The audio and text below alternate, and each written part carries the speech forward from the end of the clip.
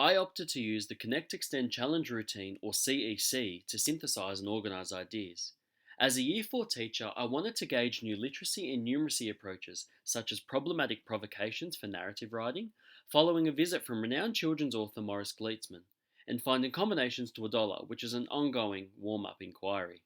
A simple reason why I used the routine was that I became a lot more comfortable and familiar with the See, Think, Wonder routine. In terms of literacy, the intention was for students to compare and connect their own writing styles to their peers and other authors, and for students to better express what they were connecting with in their own writing and extend on how they could have added greater depth. In terms of numeracy, the intention was for students to uncover and dive into both conceptions and misconceptions about financial literacy. More specifically, generating new strategies to solve combination related problems.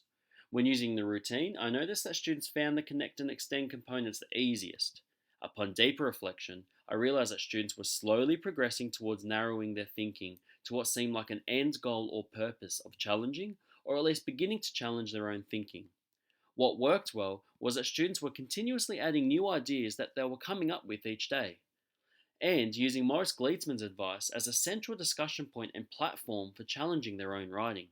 What didn't work so well was having a definitive answer in the maths inquiry, which occasionally made it difficult for students to understand the promotion of the open ended thinking of the routine.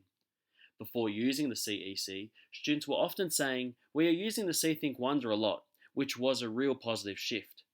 Building on this, positives from this particular routine included finding the connect and extend very achievable for most, if not even all, students, and the growing culture of sharing connections, extensions, challenges, approaches, and thinking.